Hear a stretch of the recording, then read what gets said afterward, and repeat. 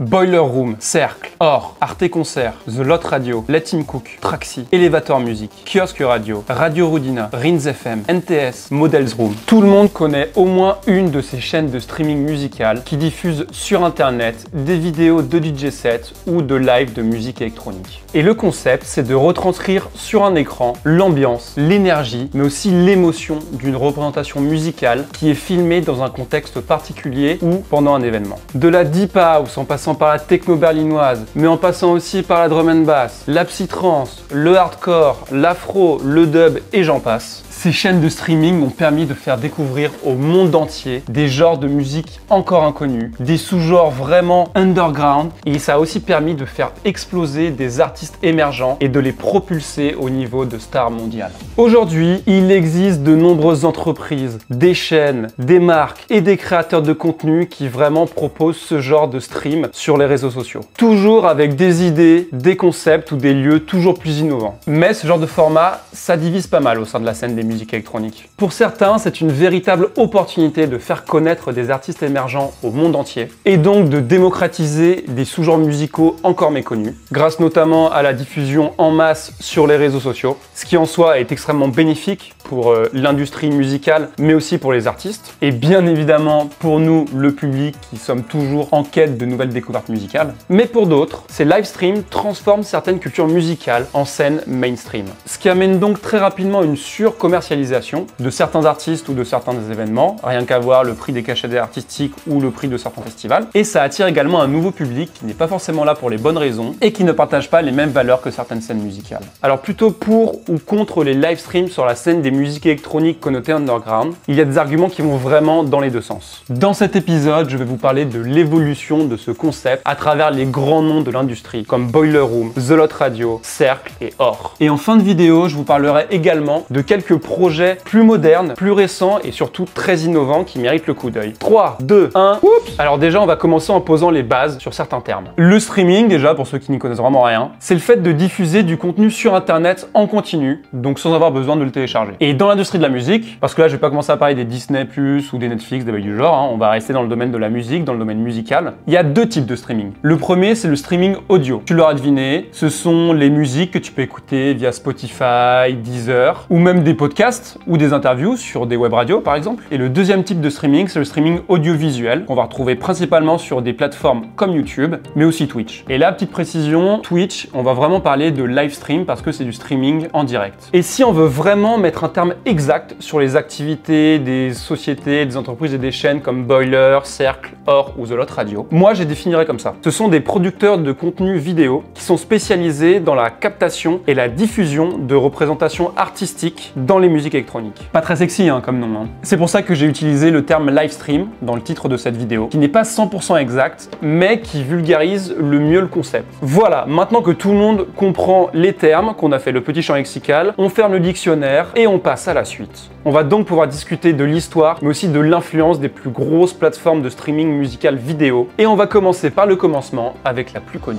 Boiler Room, de l'underground au mainstream. Un retour en 2010, au Royaume-Uni, et plus précisément dans l'est de sa capitale Londres. On y retrouve un gars de 18 ans qui s'appelle Blaise Belleville. Et c'est un mec qui rêve de devenir célèbre, comme il a pu le confier dans une interview au magazine The Independent. Et pour le devenir, il a une petite idée. Il va commencer à organiser des soirées, donc de musique underground, dans une ancienne chaufferie désaffectée. Boiler Room en anglais, ça veut dire chaufferie en français. Et Blaise Belleville, il veut vraiment proposer cette expérience qu'il estime vraiment immersive et authentique à un maximum de monde. Et il va donc commencer à filmer ces événements avec une seule caméra et de manière très brute. Un plan fixe sur le DJ, sur l'artiste, avec les gens qui s'amusent derrière. Et par la suite, il va bien sûr diffuser ses captations sur des plateformes comme Ustream. Alors je connais pas du tout, faudra checker si ça existe encore, mais je pense pas. YouTube, mais aussi Dailymotion. Et cette idée, en fait, il s'en inspire de certains DJ de l'époque qui du coup se filmaient pendant leur DJ set et ils diffusaient sur les réseaux. C'est DJ Bok Bok et One Man. Et en quelques années, les vidéos de Boiler Room vont rapidement devenir virales, au point d'attirer des artistes de renommée qui du coup vont donner encore plus de visibilité au projet et permettre à Boiler Room de se développer développé sur de nombreux styles musicaux, dans de nombreuses villes, puis par la suite de nombreux pays et de nombreux continents. C'est vraiment une alternative au club qui permet au public de voir des artistes qu'ils rêveraient de voir mais dont ils n'ont pas forcément l'occasion. Donc forcément, ça séduit les fans de musique underground. Et voici quelques Boiler Room qui ont vraiment marqué le projet à ses débuts. Tom York, en 2011, Boiler Room London, c'est le leader de Radiohead qui joue un set électro-expérimental, ce qui surprend le public habituel. Scream B2B Disclosure en 2012, un des sets qui symbolise l'explosion du UK Garage et de la house britannique. Richie Houghton à Amsterdam ou encore Nina Kravitz en 2012, ce sont des sets qui vont vraiment asseoir Boiler Room comme une plateforme sérieuse pour la musique techno. Et au fil des ans, Boiler s'est développé en proposant des styles toujours plus chinés, toujours plus underground,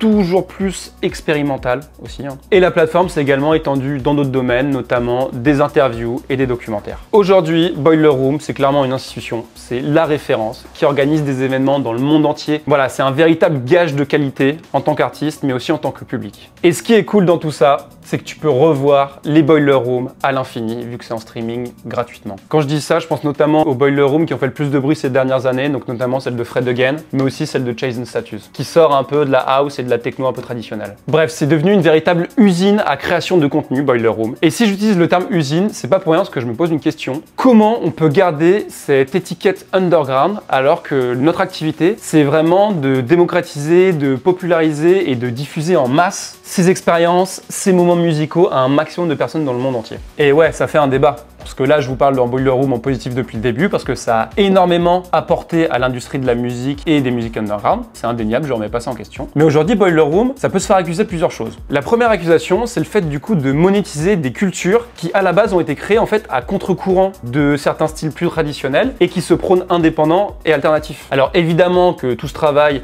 il faut mettre de l'argent, il ne travaille pas gratuit, Boiler Room, on le comprend tout à fait. Mais entre la monétisation sur les réseaux sociaux, les partenariats avec des grosses marques comme Ray-Ban, Valentine's, Eristoff et j'en passe, et les billetteries de leurs événements, j'espère que Boiler se met plutôt bien au niveau financier quand même. D'autant plus que la société s'est fait racheter il y a quelques années par la billetterie Dice. Et voilà, et le rôle d'une billetterie, c'est de vendre des billets, tout simplement. Donc voilà, il y a cette question de monétisation, de financement qui est pas mal remis en question, notamment pour Boiler, qui est vraiment devenu une machine. Et en plus de ça, il y a aussi, moi, ce que j'appelle l'effet caméra. Et l'effet caméra, c'est tout simple. Est-ce que vous pensez que tous les gens que vous avez vus dans les vidéos Boiler, notamment les vidéos People of Boiler Room qui faisaient un peu des compilations des énergumènes les plus farfelus, rigolos ou perdus. Est-ce que vous pensez que tous ces gens, ils auraient fait ça s'il n'y avait pas les caméras? Ou justement, est-ce que ils ont poussé leurs limites, ils ont voulu apparaître à la caméra pour déconner, pour un challenge ou pour tout simplement la fame? Et en fait, du coup, ils font ça exprès pour être sous le feu des projecteurs. Et si c'est le cas, ça reflète pas la réalité du coup. C'est pas authentique. J'ai pas la réponse à la question, personne ne l'aura, bien évidemment. Et je suis curieux de savoir en commentaire si vous pensez que les gens qui apparaissent dans People of Boiler Room, ils ont fait ces actions exprès parce qu'ils étaient devant la caméra pour avoir un moment de fame sur internet ou pas.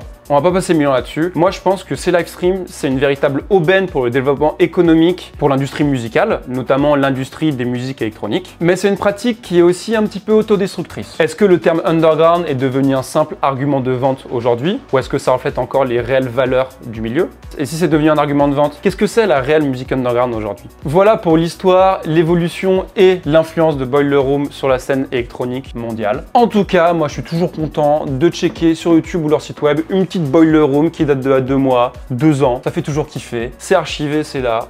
Voilà, merci le streaming. Passons de l'autre côté de l'Atlantique, en 2016, et plus précisément à New York, où le phénomène de live stream va également se développer à l'intérieur d'un conteneur posé dans un terrain vague à New York. C'est grâce à un jeune Belge qui s'appelle François Waxler, qui tous les jours passe sur les docks de Williamsburg, dans le quartier de Brooklyn, et notamment devant une petite parcelle de terrain où il y a un type qui vit dans son camping-car avec un conteneur à côté. Et bien que la parcelle de terrain est parsemée d'ordures et tout, il voit qu'il y a un potentiel. Il y a une super vue sur l'Empire State Buildings, mais aussi tout le quartier de Manhattan. Alors quand un matin, en passant sur les docks, il voit un panneau alloué sur le conteneur, il réfléchit 2 secondes et let's go, il y va. Il en décide de faire un lieu dédié à la scène électronique florissante de New York. Et son idée, c'est de faire la promotion au sein de cette boîte en métal. À travers, vous l'aurez deviné, une web radio. Il se met très vite au travail et en quelques mois, il monte de toutes pièces le projet The Lot Radio. The Lot en anglais qui veut dire terrain. Merci Google Trad. Pourquoi The Lot? Parce que c'est un terrain vague qui est coincé entre une église, un parking, bref, un lieu très loin de la hype.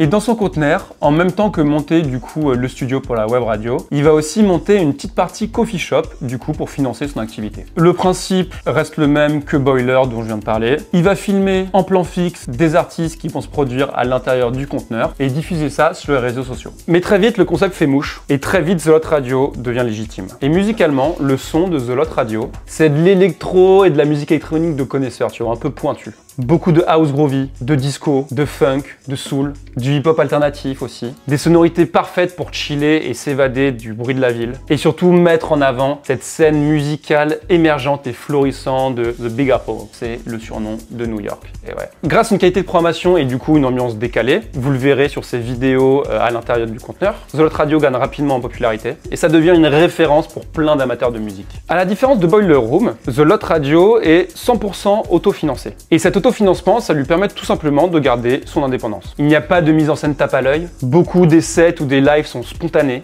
On n'est pas sur du format instagrammable quoi. On est vraiment sur un truc authentique, réel et immédiat. Voilà, ça ce sont vraiment les points positifs de The Lot Radio, mais ce que moi j'ai remarqué, c'est que cette authenticité et cette indépendance, ça a un certain coût, un certain prix à payer, parce qu'on peut pas tout avoir. Ça se ressent notamment à travers l'esprit DIY, donc DIY, do it yourself, qui correspond beaucoup à l'univers hipster, bobo, branché de Brooklyn surtout d'ailleurs. Aujourd'hui, The Lot Radio, ça accueille des artistes comme Fortet, Fred Again, Barry Can Swim, et j'en passe. Une programmation très intéressante, pointue et très mélodieuse. On n'est pas dans du gros boom boom de clubbing underground ou rave comme Boiler. Et petite parenthèse pour clôturer The Lot Radio, ils ont joué un très beau coup il y a 2 ans quand ils ont organisé, filmé et diffusé un surprise B2B à Times Square avec Skrillex, Fred Again et Fortet. On l'a tous vu, je vous remets les images jusqu'ici. Ça c'était un très beau coup en vrai. Donc voilà, si vous voulez du Boiler mais en mode plus authentique et réel avec la petite sauce hipster brooklynoise, allez sur The Lot Radio, il y a des pépites à dénicher, c'est très cool. Maintenant on va retourner en Europe, dans notre chère France, en 2016. Il y a un certain Derek Barbola qui s'apprête à combiner les live streams avec une nouvelle fonctionnalité de Facebook, les lives. À la base de la base, Cercle, c'est une petite web radio qui est spécialisée dans l'actualité des soirées, qui fait les talk shows et tout, et qui va rapidement s'inspirer de Boiler Room pour produire des contenus similaires, mais avec une grosse différence. À l'inverse de Boiler, dont les événements se déroulent à l'origine dans la chaufferie, Cercle se démarque très rapidement en captant et en diffusant des représentations musicales dans des lieux un petit peu inédits, un petit peu insolites. Et Cercle va très rapidement en faire sa marque de fabrique. Leur concept se révèle donc à la fois simple et original, capter des performances live données depuis des lieux insolites, avec des grands noms de la musique électronique, pour valoriser le patrimoine, donc beaucoup le patrimoine français au début, mais par la suite, beaucoup de sites historique et naturel dans le monde entier. En plus de ça, ils vont vraiment exploiter à fond le réseau social Facebook qui lance en parallèle de leurs activités le Facebook Live qui permet notamment aux personnes qui regardent d'être sur le chat en ligne et d'interagir avec les orgas, mais aussi entre eux. Quelques exemples qui, moi, m'ont vraiment marqué. Il y a notamment Môme, que ce soit sur une barque à Tahiti ou au premier étage de la Tour Eiffel, Macéoplex sur la Hudson River, Molécule dans un igloo aux Arcs, The Blaze à l'aiguille du Midi, Fatboy Slim au sommet de la British Airwaves I-360, Boris Brejcha depuis le château de Fontainebleau. Vous l'aurez compris aussi, musicalement, on est plus sur de la house et la techno plus dite grand public qu'underground. Et au fil des ans, Cercle a beaucoup évolué et s'est diversifié. Ils proposent notamment des événements, comme leur festival historiquement au château de Fontainebleau qui est maintenant à l'aéroport du Bourget, si je dis pas de bêtises. C'est également devenu un label, ils font beaucoup de releases d'artistes qui présentent des premières lors de leur live. Et je crois qu'ils proposent toujours, ça c'était aussi leur petit truc en plus, une micro-interview à la fin du live avec l'artiste qui a été filmé. J'espère qu'ils font toujours ça parce que moi je kiffais trop à l'époque. Mais comment Cercle s'est-il démarqué de la référence Boiler ou de l'indépendance de Lot Radio et de tous les autres projets qui étaient en train de naître au même moment? Et ben moi je vous le dis notamment à travers 2 choses. De toutes les chaînes de streaming musical vidéo que je connais, Cercle ça va être vraiment celle qui propose une expérience audiovisuelle incroyable avec vraiment une qualité de production cinématographique. Et je vais vraiment insister sur ce mot. Entre des plans drones, différents caméramans, des plans vraiment léchés et esthétiquement très beaux, il y a une réelle mise en scène qui à chaque fois est très travaillée pour chacune de leurs vidéos Cercle. Et ça va vraiment leur donner un gage de qualité que aucune autre chaîne de streaming arrive à égaler pour le moment. Je pense qu'ils mettent également beaucoup de budget là-dedans, mais franchement, le résultat en vaut la peine. Et cette qualité scénographique, combinée avec des lieux insolites, originaux, voire même inaccessibles, des sites historiques ou des endroits reculés au fin fond de la nature, c'est vraiment des vidéos qui nous invitent au voyage. Je trouve ça vraiment incroyable ce qu'ils font. Même si je pourrais les critiquer parce qu'ils font pas trop d'artistes trop underground, j'ai envie de dire tant mieux. Vous faites les bonnes choses sur le bon créneau musical. Alors en fait, juste continuez. Je verrais pas trop un Hate Model se produire dans la cathédrale Notre-Dame de Paris, tu vois, par exemple. T'as capté le délire. On pourrait peut-être aussi les critiquer sur le fait qu'ils proposent des expériences qui sont surmédiatisées et que du coup, ça va attirer un public qui est là principalement pour la fame, même s'ils adorent aussi les artistes. Je suis pas du tout en train de critiquer les fans de Cercle, hein, j'en suis un moi aussi. Vraiment envie de conclure là-dessus, ce qu'ils font artistiquement, c'est très très beau. Et ils invitent vraiment les bons artistes. Ils ont leur créneau de house et techno, un peu grand public, un peu mainstream, mais de connaisseurs. Rien à dire, Cercle. Continue comme ça. Et pour vraiment contraster ce que je vais te dire maintenant, on va passer de l'autre côté du mainstream à son antipode. On va aller vraiment dans le côté underground, notamment dans la capitale de la techno. Welcome to Berlin. Et oui, même la capitale de la techno underground s'est mise au live stream. Je vous apprends rien, je pense que vous connaissez déjà la chaîne dont je vais parler maintenant. C'est l'incontournable ORR. Tiens, on va demander à Google Trad ce que ça veut dire ORR. Ir. Écoutez en allemand. Merci Google Trad. Et cette chaîne, elle a été fondée par deux DJ et producteurs, TV.out, donc Ori et Charlie, qui ont décidé de créer cette plateforme suite à la fermeture de la Berlin Community Radio, la BCR qui a fermé ses portes début 2019 et qui était vraiment une radio, une plateforme qui proposait beaucoup de contenu artistique et aussi beaucoup de musique électronique underground. Et à sa fermeture, le duo de DJ et producteurs, ils ont trouvé qu'il y avait un réel manque et qu'il y avait une place à prendre et ils ont décidé de la prendre avec ORR. Très rapidement, ils décident de lancer une web radio, une chaîne de live stream et ils vont construire de toutes pièces le studio que vous connaissez tant, la fameuse salle de bain de la techno. Et quand je dis qu'ils ont tout construit, ils ont tout construit, même le carrelage que vous voyez. Et ils vont rapidement commencer à streamer, à créer des vidéos et bon, comme au début de toute chaîne YouTube, ils vont pas dépasser les 2000 vues.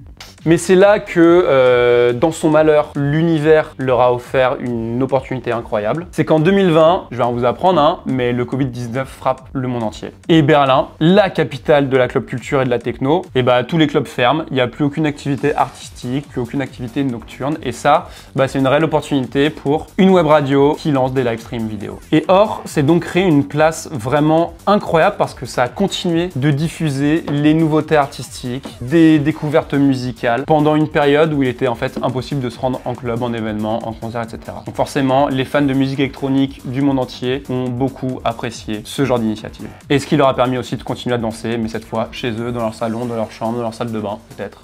Et contrairement aux grosses chaînes comme Boiler ou Cercle, qui, elles, visent vraiment à divertir les spectateurs, ORR, ça va se concentrer un peu sur le même créneau que The Lot Radio, c'est-à-dire une caméra simple, en plan fixe, centrée sur l'artiste, pour vraiment mettre la musique et l'écoute au centre de l'expérience. Et ça, c'est l'essence même de ORR, une expérience purement auditive. Et bien que des énormes artistes s'y soient produits, j'adore ORR parce qu'il continue vraiment de prôner les talents émergents et les artistes en développement, avec vraiment une quantité de live qui, je trouve, est astronomique, qui s'arrête jamais. Musicalement, vous l'aurez compris, on est sur des musiques électroniques très pointues, voire même un petit peu underground, donc bien sûr underground à la sauce berlinoise, de la house, de la techno, du hardcore, de la drum and bass, de l'eurodance, de l'art trance, etc. Mais en lisant des articles, j'ai rapidement compris que le problème de ORR, c'était principalement la stabilité financière. Comme ils l'ont dit dans une interview, je vous mettrai le lien en description, là leur challenge sur le long terme, c'est vraiment de trouver une source de revenus fiable qui peut leur permettre de continuer leurs activités.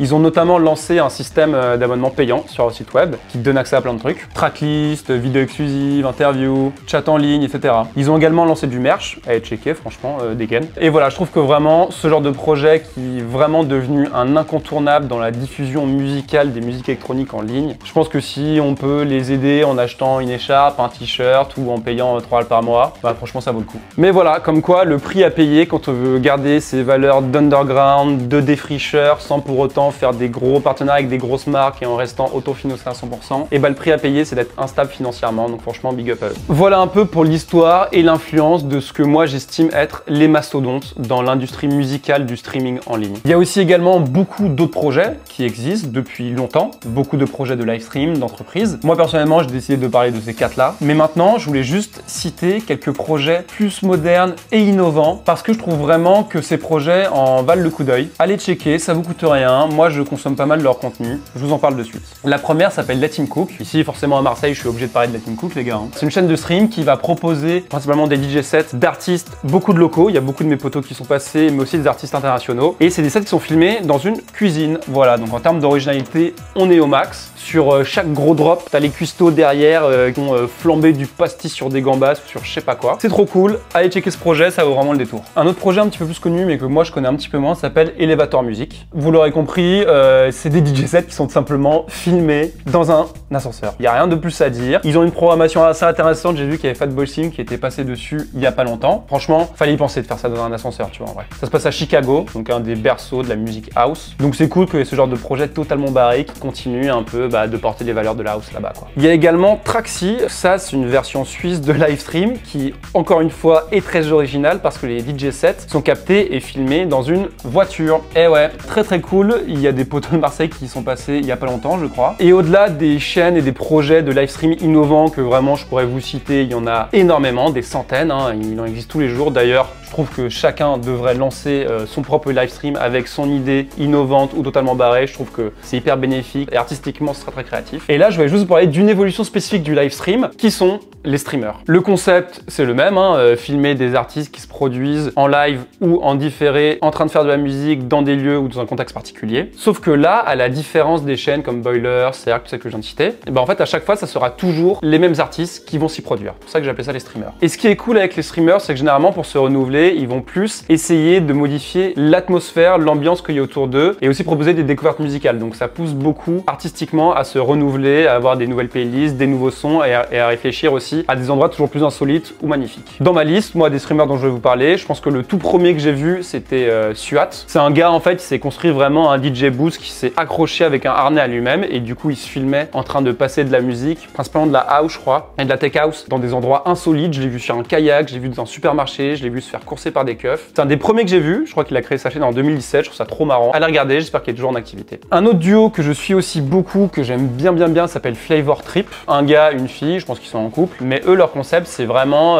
de faire des DJ sets dans des lieux vraiment très très cool, au bord de la plage, dans une grande villa, au bord de la mer, dans un parc, en haut d'une montagne. Et le délire, eux, ils vont vraiment balancer une sélection musicale house, jazzy, groovy, vraiment très très cool. J'ai chiné beaucoup de sons chez eux. Et en même temps, généralement, ils vont cuisiner un plat typique. Donc voilà, ça se regarde vraiment très très facilement, c'est très mielleux, c'est très mélodique, très cosy. Moi, j'adore en regarder. Et enfin, des derniers, j'ai déjà fait une petite vidéo dessus et je trouve le concept vraiment incroyable. C'est plus qu'un concept, c'est un mouvement. Ça s'appelle Drum and Bass on the Bike. Et ça, c'est géré par un gars qui s'appelle Dom Whitening. Donc c'est un DJ irlandais, donc forcément fan de drum and bass. Il a vraiment détourné un vélo cargo et il a commencé à faire des rassemblements en vélo, en trottinette, en skate. Très rapidement, il a eu une grosse popularité. Et il a commencé à faire des rassemblements où en fait, il faisait un parcours en vélo et il balançait de la grosse drum and bass. Vous pouvez voir les vidéos qui sont sur YouTube ou sur Instagram. Il y a vraiment des plans incroyables, c'est trop cool. Dans le même délire, en France, on a eu Radio Cargo. Je sais pas où ils en sont d'ailleurs. Les streamers, pour moi, c'est vraiment des projets qui vont commencer à dessiner les contours du futur du live stream.